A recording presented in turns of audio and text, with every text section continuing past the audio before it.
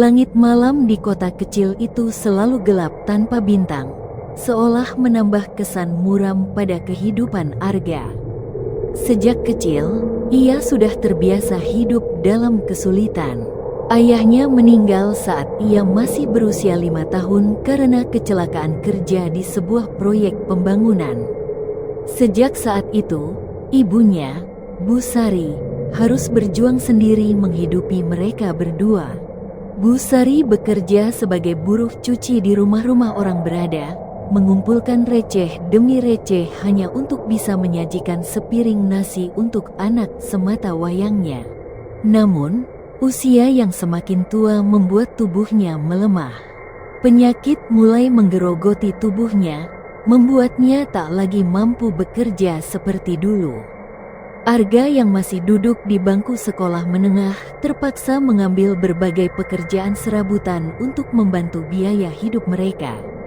Ia pernah menjadi kuli panggul di pasar, tukang parkir, hingga pengantar galon.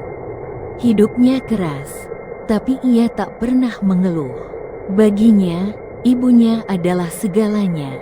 Saat Arga lulus sekolah, ia tak memiliki cukup uang untuk melanjutkan pendidikan ke jenjang yang lebih tinggi.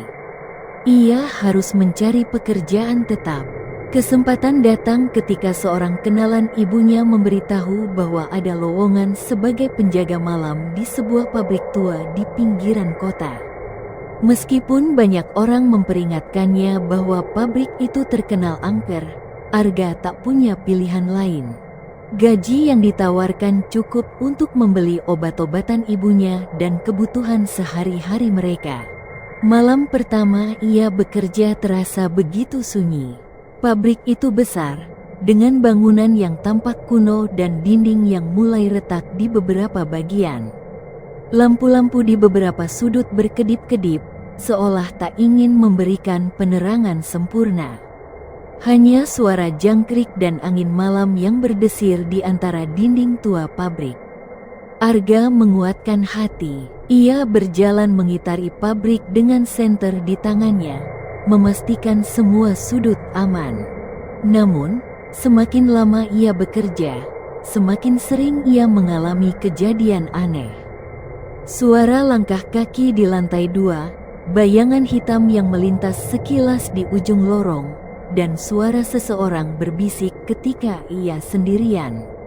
Pernah suatu malam, saat sedang duduk di posnya, layar CCTV menunjukkan seorang pria berjas hitam berdiri di tengah pabrik.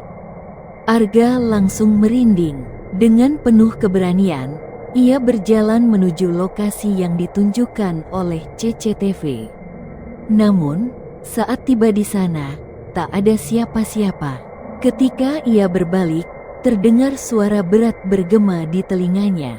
"Tolong aku." Arga terkejut, tapi ia berusaha tetap tenang. Ia sadar bahwa ini bukan kejadian biasa. Ia pun mulai mencari tahu tentang sejarah pabrik tersebut. Dari seorang kakek tua yang dulu pernah bekerja di sana, Arga mengetahui bahwa puluhan tahun lalu, ada seorang mandor bernama Pak Wiryo yang dihukum mati oleh penjajah karena dianggap mengkhianati mereka.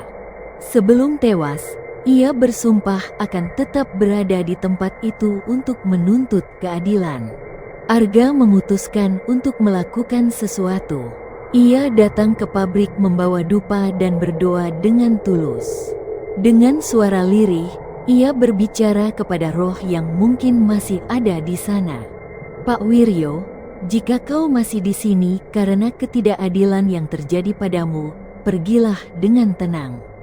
Sudah waktunya kau beristirahat." Malam itu, untuk pertama kalinya dalam beberapa minggu, Arga merasakan ketenangan.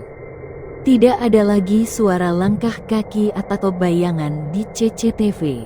Sejak hari itu, pabrik menjadi lebih tenang, dan Arga bisa bekerja dengan lebih nyaman. Tak lama setelah itu, keberuntungan seolah berpihak padanya.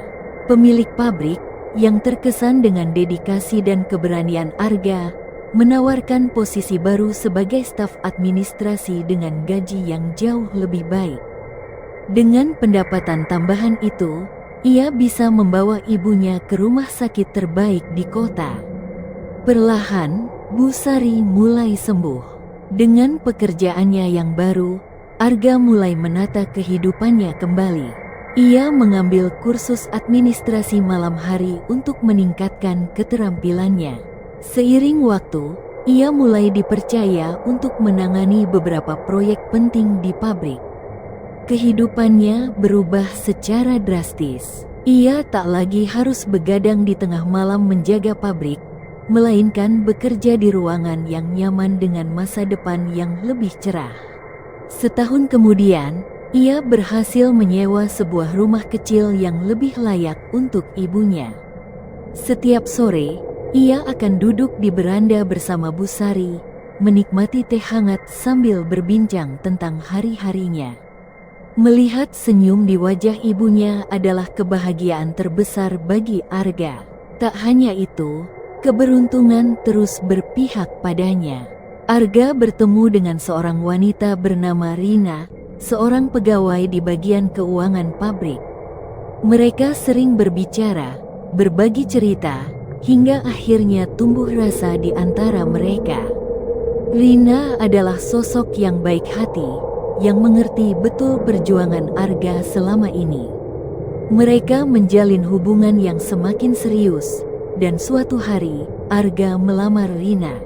Pada akhirnya, hidup yang dulu begitu sulit perlahan berubah menjadi lebih baik. Arga, pemuda yang dulu harus menghadapi kerasnya kehidupan dan bekerja di pabrik angker, kini telah menemukan kebahagiaannya. Ia membuktikan bahwa ketekunan, keberanian, dan ketulusan hati mampu mengubah nasib. Kini, ia memiliki pekerjaan yang baik, keluarga yang bahagia, dan harapan yang selalu ia genggam erat di tangannya.